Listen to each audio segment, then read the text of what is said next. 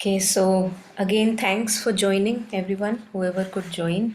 And we are just continuing with our reflections and listening to teachings on the 8 verses for training the mind. And these teachings are by Geshe Langri Thangpa, as is on the shared screen. And various masters and teachers have shared their commentaries on the teachings, so as to make it more practically understandable for us. So that's what we are doing. We are just listening to mostly teachings of Jetsunma Tenzin Palmo on these 8 verses for training the mind, also called as Lojong teachings. And currently we are on verse 7. So there are in total 8 verses. I think we'll have one more session after this, and that's it for this one. So we are today on verse 7, taking and giving. But before we take up verse 7, as we have been doing earlier, it would be nice if each one of us can maybe read 2 verses, since there are not many of us. So maybe if your audio is possible, you can unmute and maybe read verse 1, verse 2, and then the next person, verse 3, verse 4. So just like that, we can share the reading. So, yeah, anyone who feels ready, and if you have the capacity to unmute, it would be nice if you can read it for all of us. Verse 1 and verse 2. Verse 1. Always hold others as dear and precious.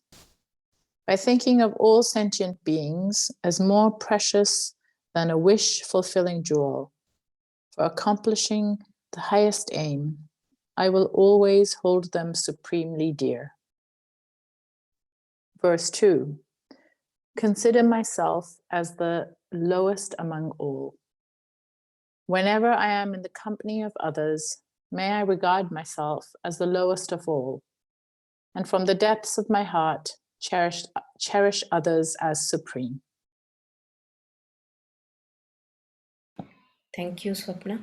So, anyone who feels ready, next, please read verse 3 and 4.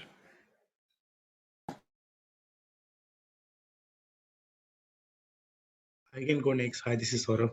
Yes, Saurabh. Okay, verse 3. Avoid afflictions as soon as they arise. In my every action, I will watch my mind, and the moment destructive emotions arise, I will confront and avoid them strongly, as they will destroy both myself and others. Verse 4. May I cherish this precious treasure. Whenever I see beings who are wicked in nature, or those overwhelmed by negativities and suffering, I will cherish them as something rare, as though I had found a priceless treasure. Thank you so much. So, next is verse 5 and 6. Seren, would you like to read verse 5 and 6?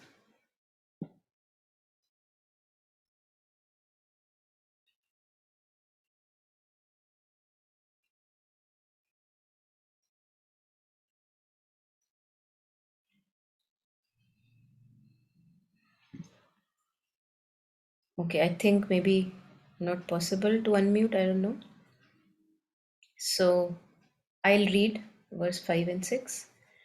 Accept the loss on oneself and give the victory to others. Verse 5. Whenever someone out of envy treats me unfairly with scolding, insults, and more, may I accept the loss upon myself and offer the victory to others. Verse 6. View those who harm us as spiritual teachers. Even when someone whom I have helped or in whom I have placed great hopes harms me very unfairly, may I view that person as a true spiritual teacher. So, Swapna, if you can go again, please read these last 2 verses for all of us, and then we'll take up verse 7. Verse 7, taking and giving. In short, both directly or indirectly, may I offer every happiness and benefit to all my mothers, and secretly take upon myself all the harm and suffering of my mothers. Verse 8, all things are like illusions. I will learn to keep all these practices untainted by thoughts of the 8 worldly concerns. May I recognize all phenomena are like illusions, and without any clinging, gain freedom from bondage. Yeah, thank you so much. Thank you. So we'll take up verse 7 today. It's one of my, although all these verses are very, very dear to me. I really I've fallen in love with them. But this verse 7 is specially dear, and because this is concerned with the practice of Tonglen, which I came across in Tibetan Buddhism, and it's a beautiful practice, very short, very simple, and takes care of our ego or our self cherishing mind.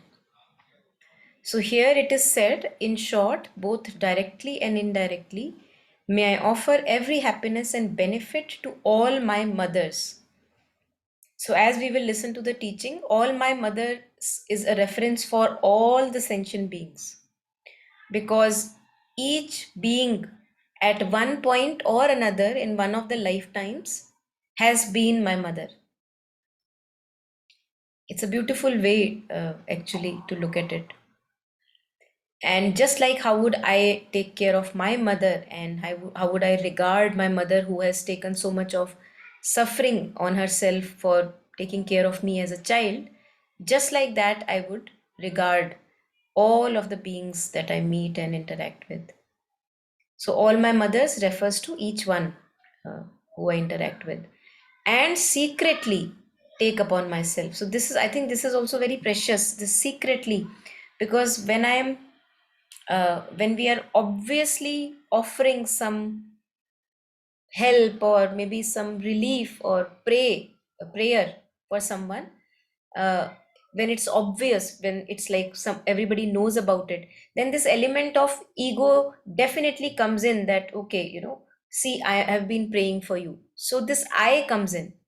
But when I'm secretly doing this job of taking in all the suffering and releasing joy and happiness for them, then the element of ego actually shatters rather than getting accentuated.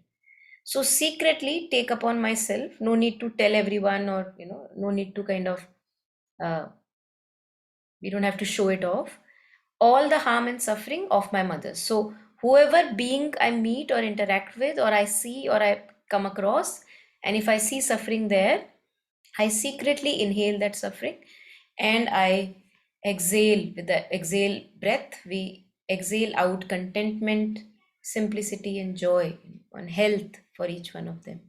So let us listen to the teaching on this. It's by Tenzin Palmo, and then we can later share our reflections.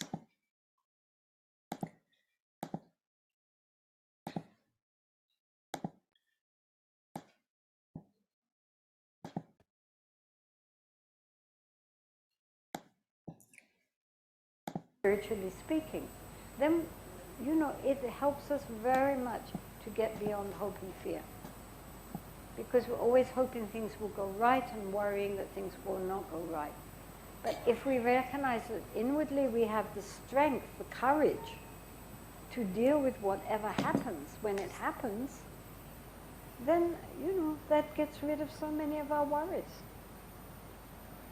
I mean, as Shantideva said, if something happens and there's a solution, then why worry? And if there's no solution, then what's the point of worrying?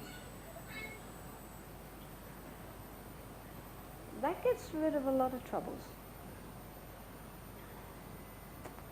So then he says, in brief, directly or indirectly, I will offer help and happiness to all my mothers and secretly take upon myself all their hurt and suffering. So, of course, all my mothers means sentient beings in general. The idea being that we have had so many rebirths in so many different forms throughout universal time that at some point or other, everybody has been our mother. I mean, even if it's, you know, somebody who gives off hundreds of babies. Anyway, at some point or other, we have been very closely related to all beings. We don't even remember who we knew last time, and next time when we meet up again, we won't recognize each other. So the idea is that throughout beginningless time, we have all been very intimately connected with each other. We don't remember. The mother is chosen because the mother is the closest to us. Without a mother, we cannot be born. The father's role is rather extraneous. But the mother, she carries the baby for so many months, and then she gives birth with great challenge to her own life and in great pain. And then when the baby's born, she feeds it from her own milk. And even though the baby itself is pretty useless, you know, blah, blah, blah, you know, I mean, mother feeds it, she cleans it, she looks after it, she cherishes it, it's her most dearly beloved, even though baby has not much conversational skills and is only thinking of its own health and happiness. But the mother loves it more than herself. And so that degree of selfless love, when after all the baby's not giving much back except trouble, and yet the mother cherishes it as dearer than her own life, is used as an example of how close we have been at some point with all beings in a way that we could never repay. And so therefore he says, directly or indirectly, whether we know it or whether we don't, I will offer all help and happiness to my mothers and secretly take upon myself all their hurt and suffering. So this is a reference to a popular Tibetan practice which was introduced into Tibet by Atisha and the Kadampa Geshes, which in Tibetan is called Tonglen, which means giving and taking. And this is this again is one of those practices which everybody does. It hasn't anything to do with any particular lineage or tradition or high lamas versus ordinary people. Everybody knows this practice and uses it. Many high lamas at the time when they're suffering and about to die, when people ask them, what practices are you doing, Rinpoche? They usually say Guru Yoga and Tonglen. So we'll do a little Tonglen practice here. I'm going to explain to you what to do first. Okay, so basically, I mean, it has many different ways that it can be used. But the basic practice, as he says here, is that we visualize somebody, preferably somebody we care about to begin with, somebody that we love, who is suffering. They're suffering through physically, through sickness, or emotionally, psychologically, in any way. Think of somebody that you care about who is suffering. Now, either you can be in their presence. For example, if we visit somebody in hospital, you know, very often we visit someone in hospital, we sit there, we feel completely useless, we don't know what to do. Well, now we know what to do. We're going to do Tonglen. And many people have reported that if when they just sat quietly, I mean, you don't have to sit like this, right? You just sit there very quietly, doing your Tonglen practice, that afterwards, even nurses and doctors coming into the rooms remark on how the atmosphere has changed. And the person to whom it is directed says how much better they feel. It doesn't mean that they're going to be cured, but they just feel psychologically so much better from this practice. So the basic idea, okay, so you have somebody who's either sick physically in front of you or someone that we're just imagining. At home, you can, if you have their photo, that could help.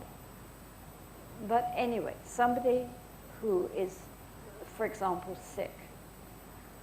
So what we do is on the in-breath, as we breathe in, we visualize that we are taking from them all their sickness and suffering and all the causes of their sickness and suffering, not just physical causes, but karmic causes and conditions which created the time when they're suffering. And so it's like a vacuum cleaner going, right? You're sucking up all that sickness and suffering and its causes in the form of dark light. And then we visualize that it comes in through the nostrils, it goes down into the center of the chest, called the heart center, the heart chakra here. And at the heart chakra, there is a little black pearl, very black. And that represents our self-cherishing mind.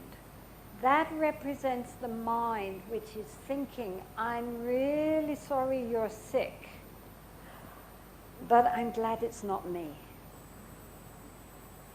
Right? Many people ask, oh, this is very nice practice, but it doesn't really work, does it? Right? I mean, yes, of course we want to take in people's sufferings, but not really, if that means I'm going to suffer. So this little black pearl of self-cherishing mind, that all that dark light of their suffering goes in there. And as it enters into that little black pearl, it dissolves that pearl.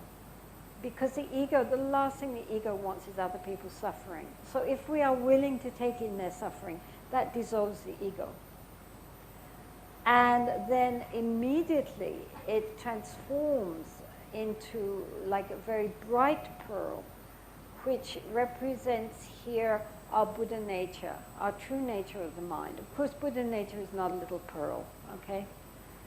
But for the sake of our visualization, we are seeing that black pearl of self-cherishing mind transforming into a bright, brilliant pearl, which is our true nature.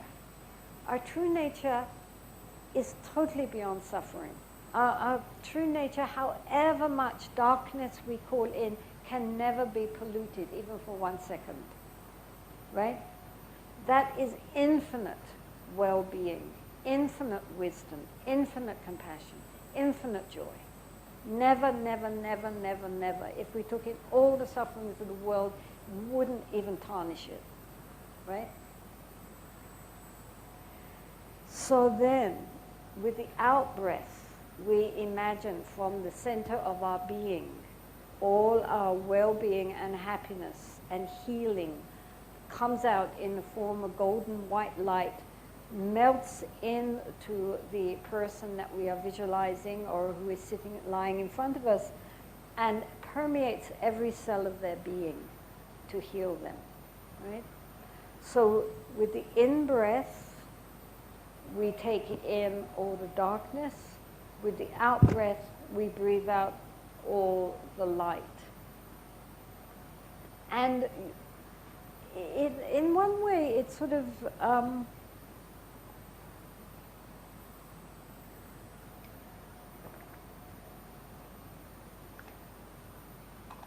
I tell this story just to illustrate the power of mind and pure aspiration.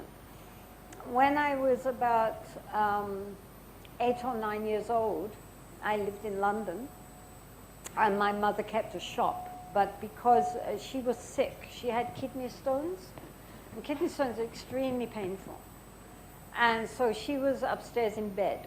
And so I was playing with my ball, and I had a nylon dress on, and it caught into the electric fire. And next thing I knew, I was up in flames. So I remember running up the stairs, of course screaming, covered in flames, and running into my mother's bedroom. And then she, of course, put out the flames. She wrapped me in a sheet with some penicillin. She said later that my whole back was just one great big blister. And meantime, I was lying on her bed, and I lost consciousness, of course. And then I was just above, looking on the ceiling, looking down. And then all these beings of light saying, "Come with us, come with us." So I thought, oh, good. Now I'm going to die. Well, that would be interesting. Let's see what happens. And I very much wanted to go with these beings of light. I absolutely did not want to go down into my burnt out little body down there.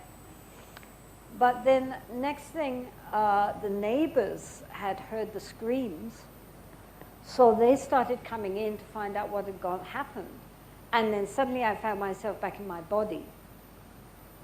Then the next thing I remember is lying on this trolley in the hospital, and the doctor saying to me, "You're a very brave little girl. You must be in tremendous pain." And I said, "No, there's no pain." And he sort of looked at me but didn't say anything. And so I was in hospital for weeks and weeks. And my whole back was burned off. And you know, even if we burn the tip of our finger, how painful that was. My whole back was burned off the side of my face. There was no pain.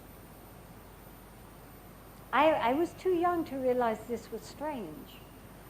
And the nursing staff assumed I was being terribly courageous. Such a brave little girl. But actually, I remember enjoying myself in hospital because I felt fine, except, you know, I had to have a cage over me and things like this, but there was no pain. And I don't have any scars. And years later, I spoke to my mother about it, and she said that when I was lying on the bed, unconscious, she thought I was going to die. And so she prayed, and she said, "Please don't let her die. And please don't let her have any pain. She's too young for that pain.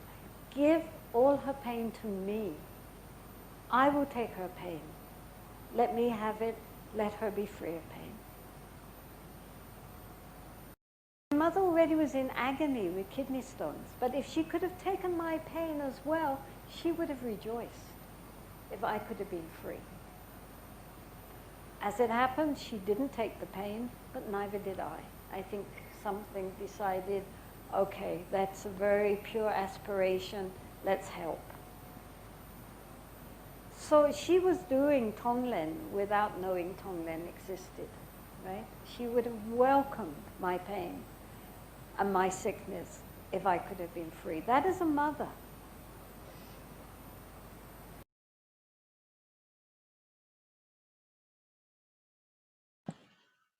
Yeah, so I'll just take a pause here if there are any questions or doubts or reflections. Anyone?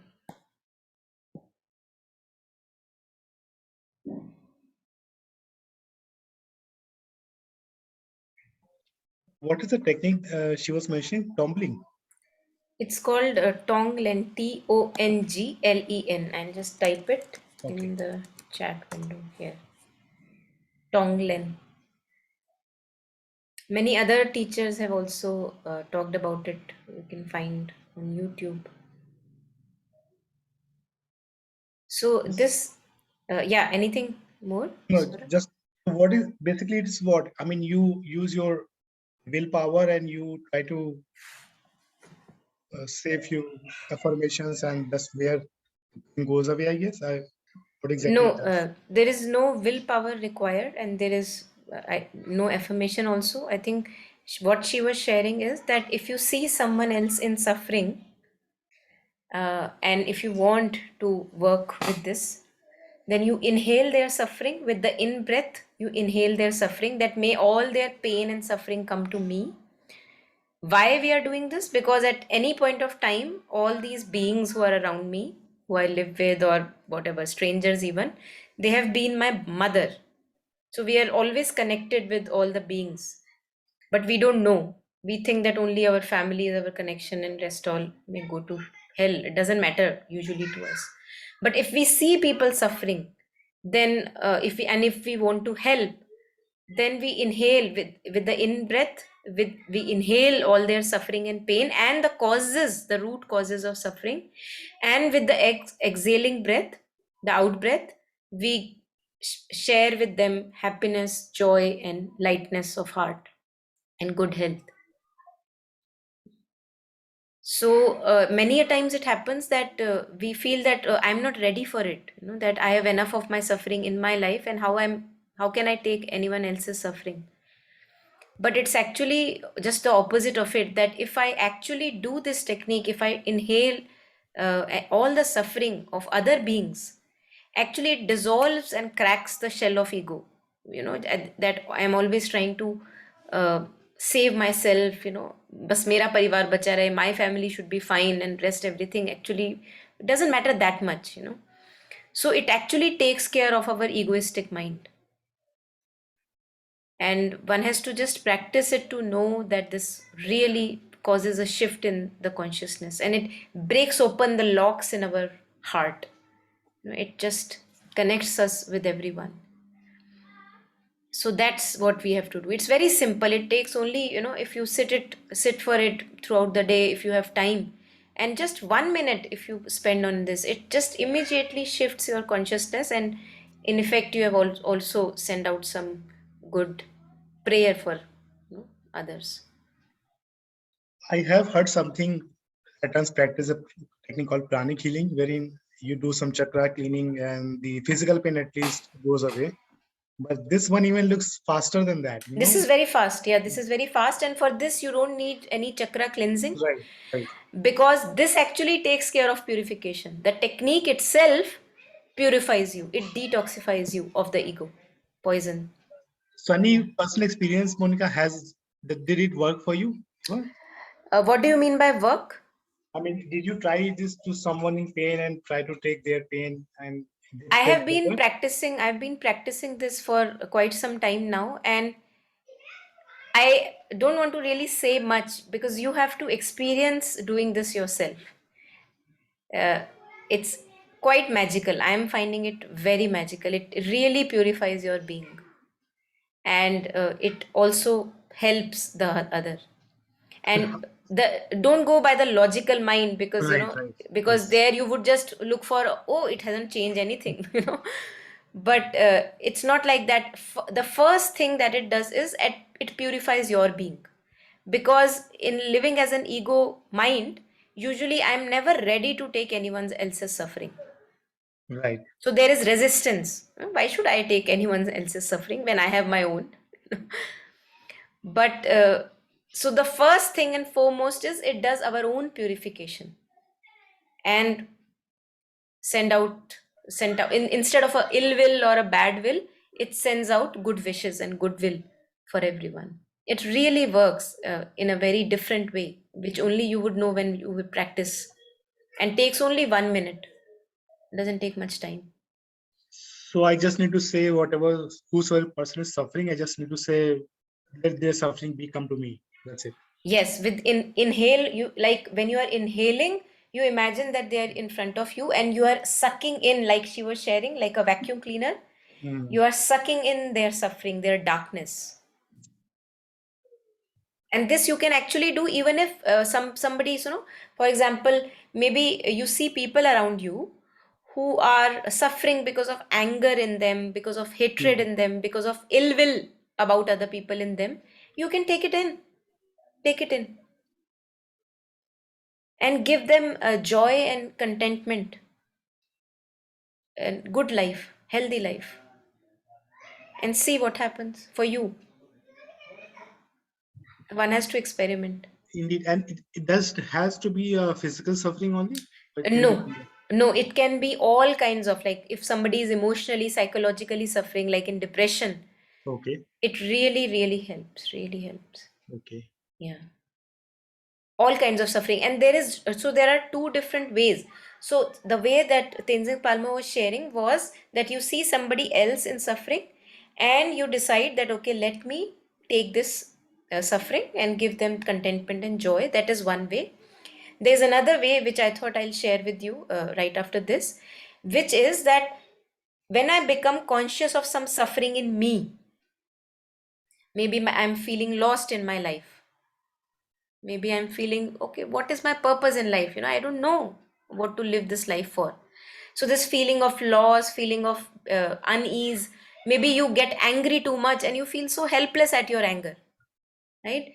Or maybe a relationship suffering, I am suffering through my relationship. So whatever unease that I recognize in myself, whatever suffering that I recognize in myself, and if I become conscious that yes, I am suffering, yes, I am uneasy, and use that moment to connect with, oh, this is how everyone feels when they feel lost and their relationship is broken, or heartbreak happen, or they're not able to control their anger. This is how it feels. So now this, your pain, your unease, is a link to connect with everyone's pain who has the similar issue. So you can actually, I've used this also in this case, also in this particular manner, that when I recognize certain unease in me, some discomfort that I'm going through in life, maybe it may be as simple as a headache. I have a headache today and I become conscious of it. I just recognize, oh, this is how everyone suffers when they have headache. So I inhale their pain and suffering, even when I am in headache, doesn't matter, and let them have contentment and joy. Let everyone, including yourself, let everyone have contentment and joy and relief from the root of suffering.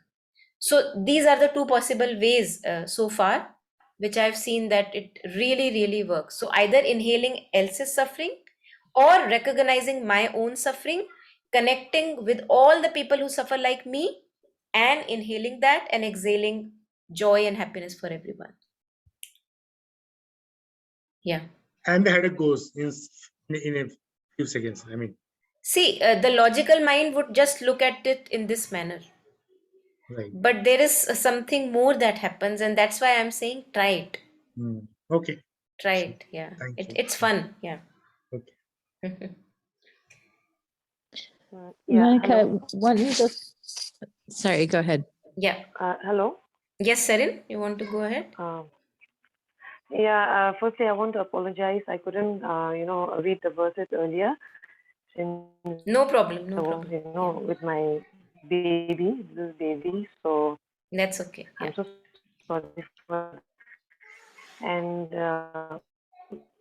yeah. Yeah, I just got to know about this, living, because some of the things that I couldn't understand earlier, I used to watch videos on YouTube and all, but after attending just 2 or 3 sessions of yours, things have started becoming, clearer to me. The earlier session where you had explained about, the anger issue and how it can be broken into pieces, and then we can see it that way, to handle it in a better way. And regarding today's thing, the one that you're talking about, Tonglen, I feel that in order to do this practice, for example, if you imagine, taking away the physical pain of other beings as well at that moment.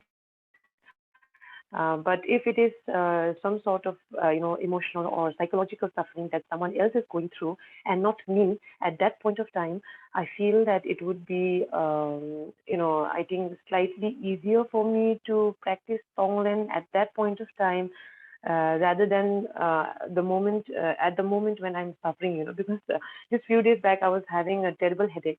So at that time I just couldn't think of, you know, I mean, I still can't think of practicing Tonglen, you know, like taking away someone else's pain. And, you know, at the time I was just wanting to pop in some, you know, pills so that I can just get rid of my own headache. So is it so, like, please correct me if I'm wrong, but like, you know, if I'm well right now and if I know that someone close to me is, you know, having some sort of emotional pain or some mental sickness, you know, then I think it will be easier for us to, you know, practice Tonglen. Yeah. So I just wanted to, you know, clarify that. Yeah. Yeah. Thank you. Yeah. So, Yeah. I understand what you mean, that in the beginning, as we take Yeah. simple steps, so you can Yes. start doing it when you feel well, when you feel easy. And then if you see somebody else is Yeah. either suffering mentally, emotionally, or physically, you take Yes. in their suffering and you give them happiness and joy, right? So you can start with that, Yes. because if that sounds easier for you. But somehow I feel that the intensity is very good. When I am suffering, I become conscious of my own pain and suffering. And Yes. in the middle of that, I am able to take in more suffering, which actually connects me to more strength rather than making me weak.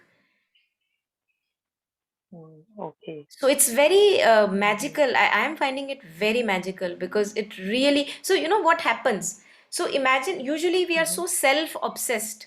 Yeah. Me, like, you know, my life and my head and Yes. my Yes. body, Yes. we are True. so self-obsessed.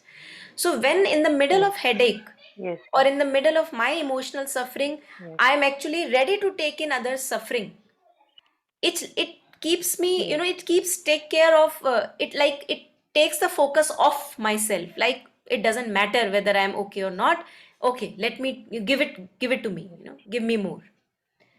Now I don't want to save Yes. myself. So, and we see that the shift of consciousness that I was talking about, that my suffering is mostly because I'm too self-obsessed. Yes.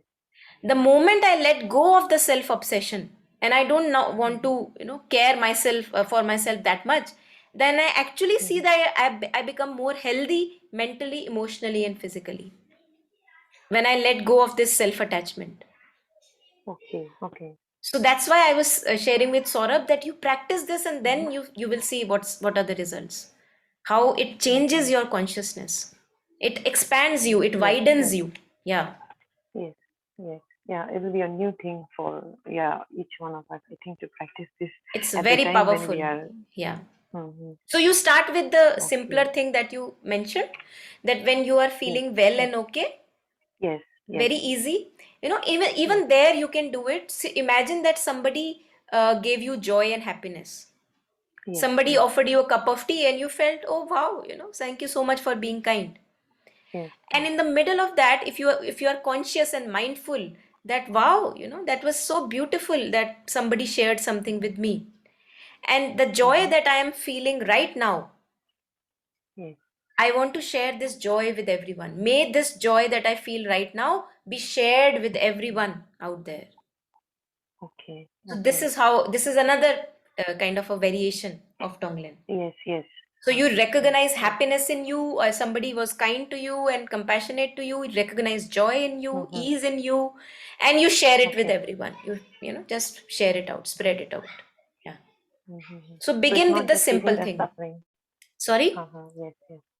So it's not just taking the suffering, but sharing joy and happiness at the same time. You can start with the easier steps and then move on to what is appearing difficult to Mm-hmm. you. Move on to that slowly.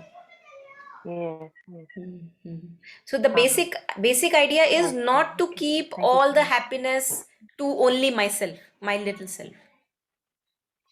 Just share it. Share it. Give it away. Mm-hmm. Yeah. Yeah. Thank you. Thank you. Most welcome, and thank you. Thank you. Yeah, Swapna, you want to share next? Yeah, my thoughts were going, and I guess it is at thinking level because I'm not in this moment practicing Tonglen, is that like some part of ego would hold back.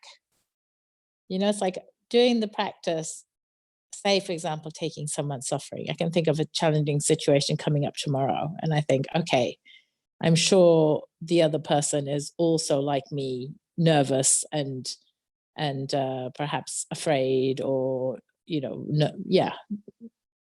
feeling the same things I am. So instead of just focusing on my pain, I could be breathing in, taking in his nervousness or uncertainty and fear. And yet I can see there's one part of ego going, no, I don't want to take it on. It's like, no, I don't want that. Like, I don't know, either see it as too much or whatever. And so I guess the question comes about, like, how to really do it sincerely, and not Just to do do it with it. ego. Just do it. Ego will be there. Just like she mentioned, that this black pearl, this resistance that we feel, that I don't want to take in other suffering, this resistance will be there. But the very fact of inhaling the other pains takes care of that resistance. It's like, imagine that there is a flow of Ganges, and there is a wall. So I'm sharing that, no, this is this wall, there is this wall here, there is this wall here. How would it be, okay? And the Ganges is ready to flow. It takes care of the wall, it takes the wall away. So the wall of resistance is the wall of the ego, and we are not our ego self. So it's a wrong identification. We are not this limited self that we think we are, I'm always trying to protect myself, that I should be safe, I should be safe. And that's why we suffer more and more when we are trying to protect, because there is no ultimate protection that we can get. Nothing like that. It's a falsehood. So it's now that you are in the middle of this crucial situation that you mentioned, it would be remarkable if you can, despite of the resistance, do this. No matter whether it seems like at the moment your opposite party, it seems at the moment, it's my opposite party, that's how it seems. But that's not true. That's our deluded vision. Everything is one. Everything is one. There is divine everywhere. There is no separation. And that is why if you are unable to take his suffering, you are actually unable to recognize or validate a part of your own self. And the moment you open your heart, okay, I feel a resistance, but I'm ready to take this in. And you just have to witness the change that it does.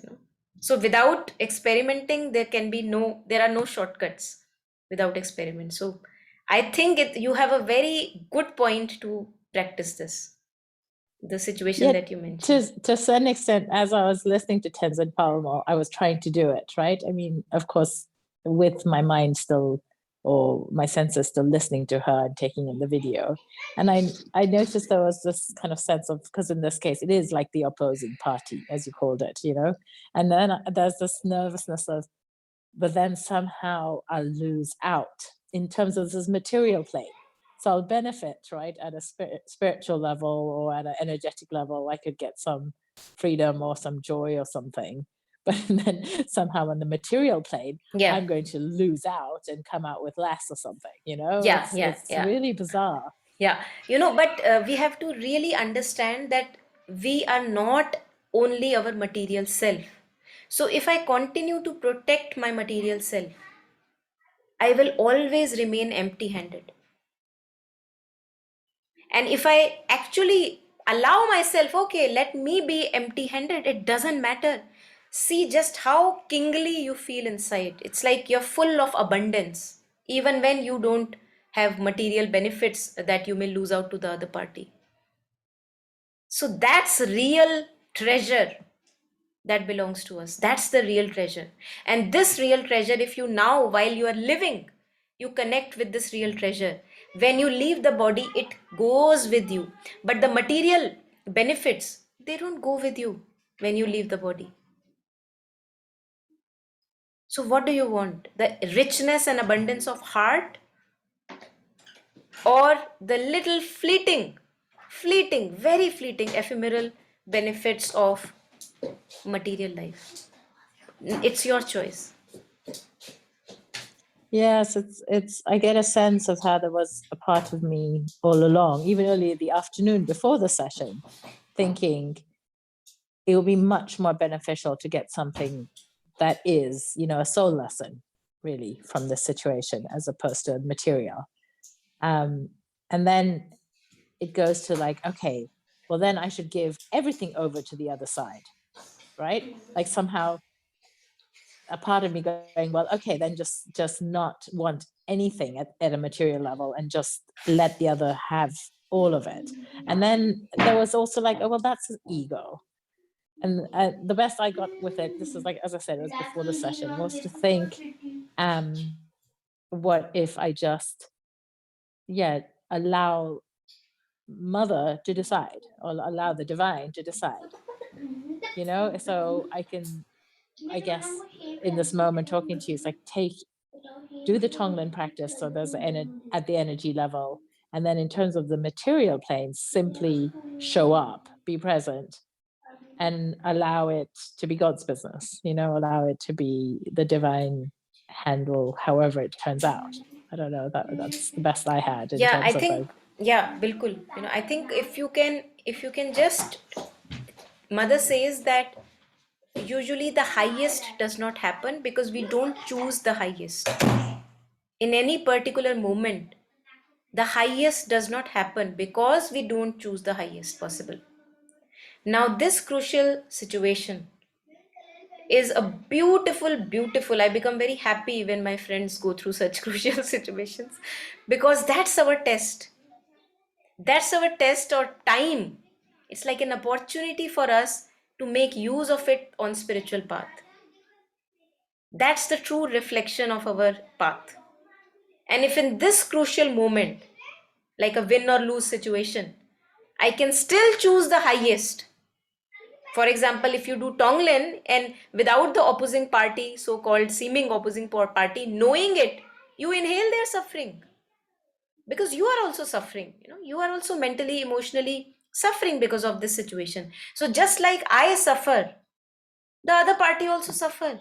What's different? We are all one, human beings.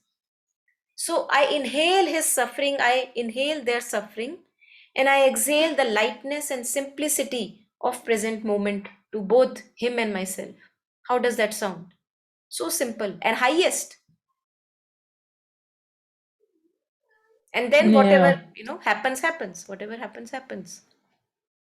yes, very true. Because something else you shared in another session about this Me Too, you know, like really seeing today that, absolutely what I am going through, the worst of the feelings around all this and the stress and the tension is also what he must be at moments. Yeah, Absolutely. You yeah. know, it's like just the same, Just both like me. wanting to Just win, like just me. like me. That's it. Yeah. Those are the words. Exactly. Just Yeah. like me. It's Yeah. like, yeah, very much So true. it's very Yeah. grounding. I think this was a teaching from Pema Chadron. She was sharing, just like me, just like I am in a rush, you see somebody speeding. Uh, I also have been speeding when I was in rush. So just like me, other person is Yeah. also speeding. So Yeah. we are on the same Yeah. ground. Yeah. Yeah. Very much so. Exactly. So Exactly. choose, you choose the highest. Yes. And then like the compassion that came from seeing that. I mean, I saw this in doing a piece of Byron Katie work, and same, she also says often when you really sit without your story and look into the other person's eyes, just in your stillness. And exactly, you see they're just like me. They're just going through very similar experiences, and the compassion that came Beautiful. felt truer Yeah. to Yeah. who I actually am. Yeah. As a result of seeing that. Exactly.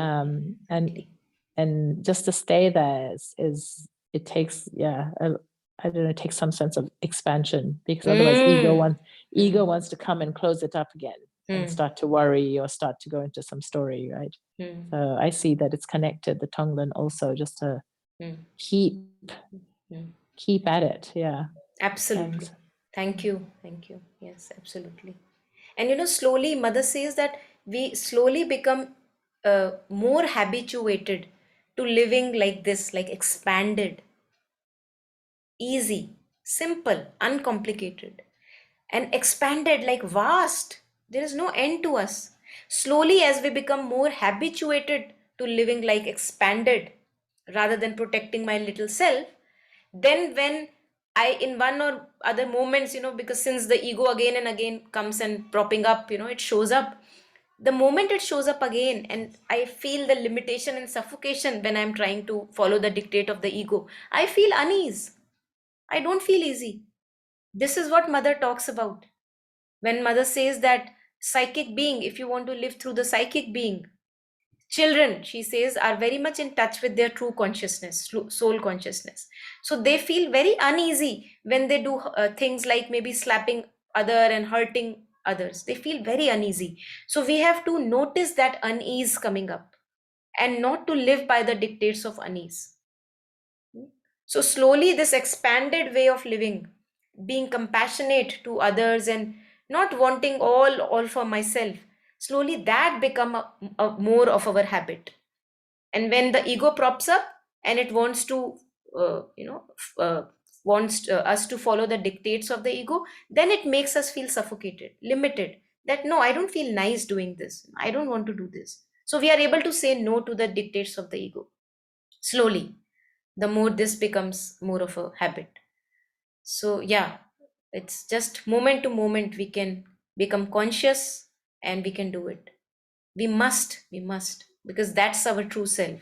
This expanded version is our true self, not this limited black pearl. That's not our true identity. Yeah, so let the resistance be there and take in all the suffering, and just wish everybody lightness and joy, and see the magic of it. Yeah. So let me just share very shortly a small kind of a meditative teaching of Pema Chadron on Tonglen itself, which is a variation of what Tenzin Palmo was sharing, uh, in the sense that she was sharing inhaling other people who are sick, inhaling their suffering. So here Pema Chadron is guiding that whatever you feel in the body, like maybe you're feeling an unease in the body, or maybe there is a mental conflict, but tune in with the body. And how are you feeling? Maybe constriction in the chest or unease in the body. You tune in with that sensation, and you connect that with, oh, this is how everyone feels when they are suffering like me. And then you do the Tonglen practice through your suffering. You do the Tonglen practice. So let's do this, and then we can end after this. It's a guided short meditation, not take long. You check in with how you're in your body. If you are feeling anxiety, for instance, the off chance that you just might be feeling anxiety, then you will feel it in your body someplace. And so I want to just begin with a short meditation, as I say, of just feeling what you're feeling right now in this moment. So let's do that for a bit. Unfortunately, I don't have a clock, but I'll just try to sense it. And as I say, the eyes can be open or closed. So here we have to just connect with how we are feeling in the body. So how are you feeling physically right now? See if you can feel it in your body, locate it in your body, whatever it is you're feeling. And remembering that whatever it is you're feeling is fine, not a problem. It's just a process of connecting in, finding out where you are without judging it as bad or good.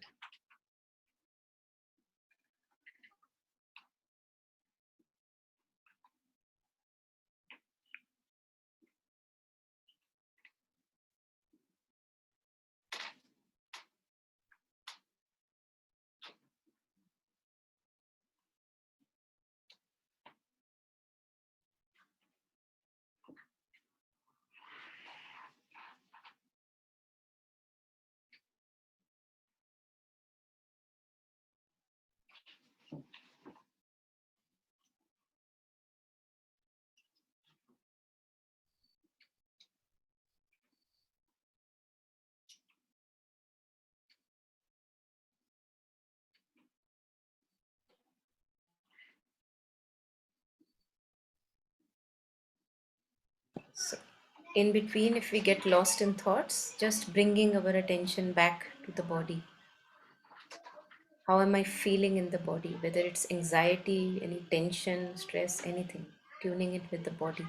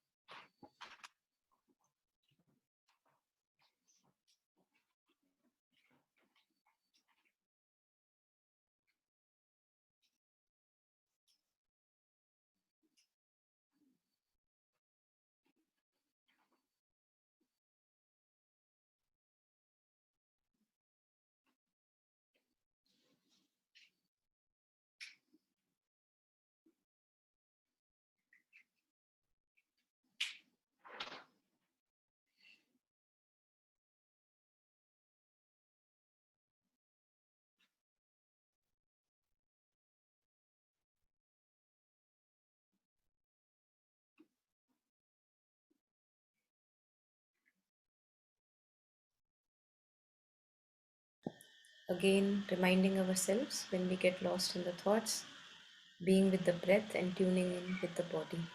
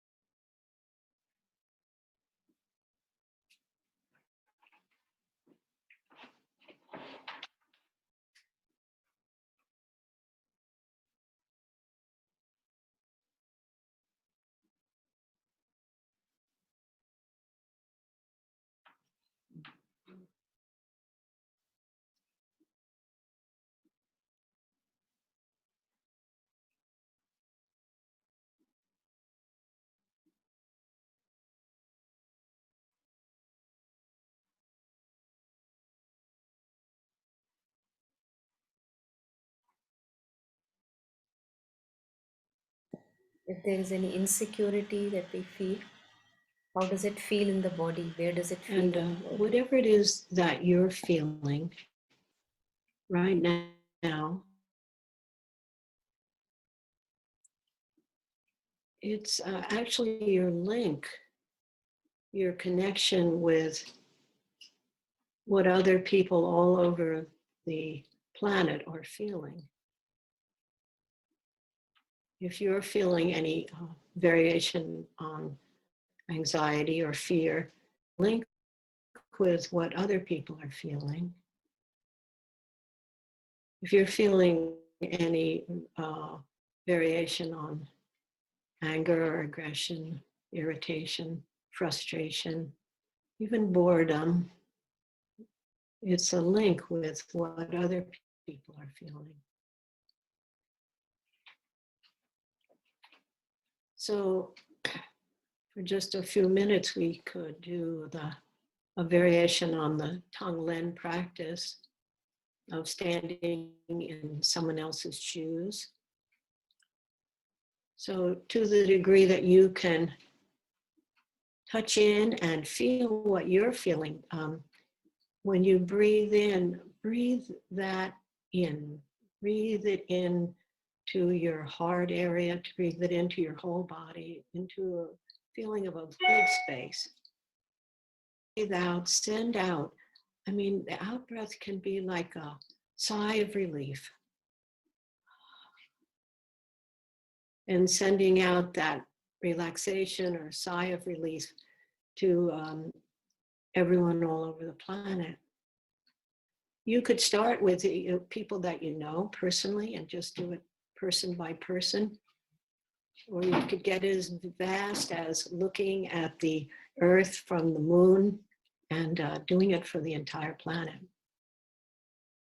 So as you breathe in that feeling, whatever it might be. Breathe it in, and as you breathe in, like open and relax. Taking it in, feeling it, relaxing out, sending that relaxation out to everyone. Breathing in for everyone. Your connection with everybody as you breathe in. We're all in the same boat here. Relaxing out, sending out that relaxation or spaciousness to everyone.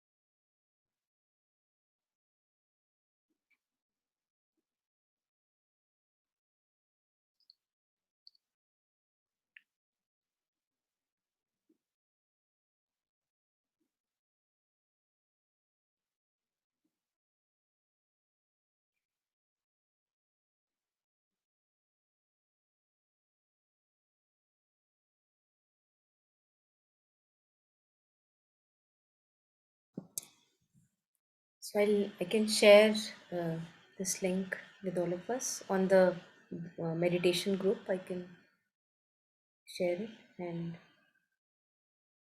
maybe you can.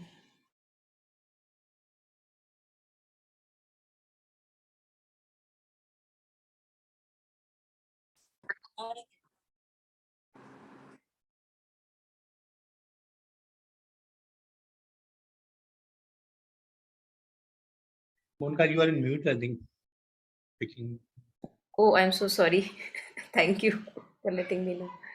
So I was sharing that we'll just only do this half that we just did, the practice that we did. And if I can share the link with those of us who are on the meditation group, or I think Snehi is there, Swapna is there. Saurabh I can send separately. And Seren, if you want to come hop on to the meditation group, you can just type in your number and I can. Kindly. Yeah. Even I'm there in the meditation group. Okay, you are there. Okay, perfect. Right. Okay. So I'll share the teaching, the full, it's about 1 hour long. You can listen to it at your leisure.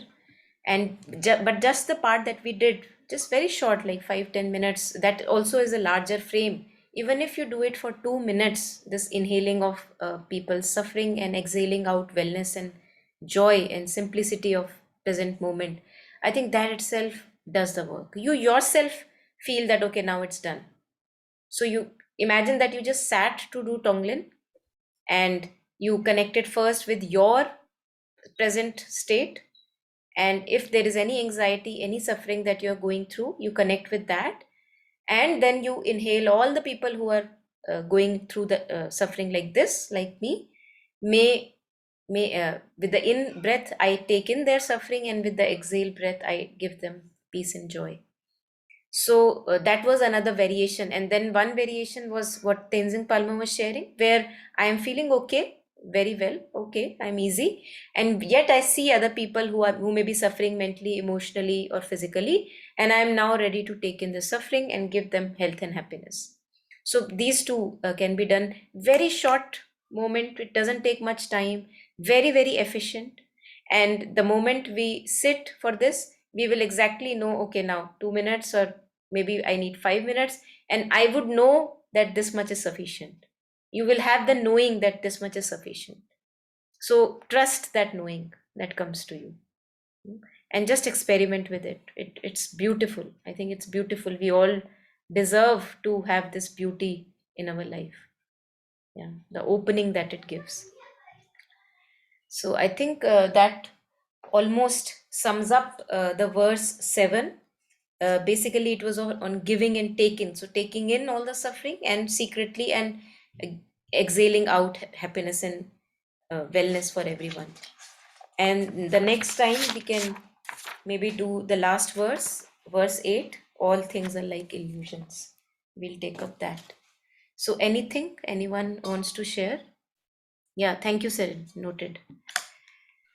Question, Monica, after doing that, can I tell the other person that I did something, or can I ask the person about if they're feeling now physical pain feeling now? So according to this teaching, there is no need, Okay. because we will always judge by our limited mind. Our minds are very limited, they see very little.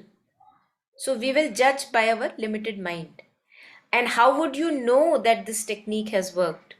Right? That is what you want to ask. How would I know that this has worked? Right.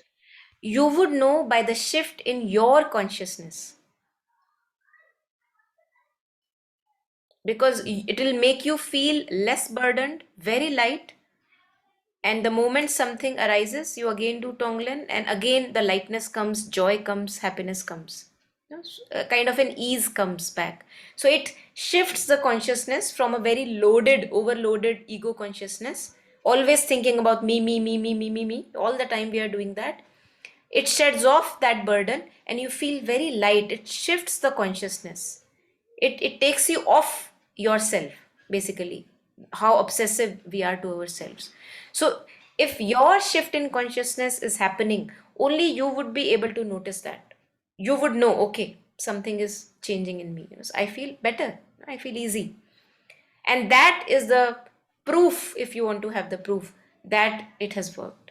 Rest, there is no point talking to other people that I did this for you and did it work. And I think because we don't understand through our limited mind the larger view, so it's very difficult to gauge whether it is working according to my kind of perceptions of it's working or not.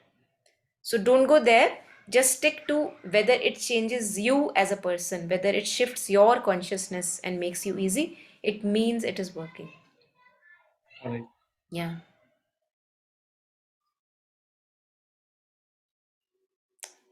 Anything else, anyone, before we end?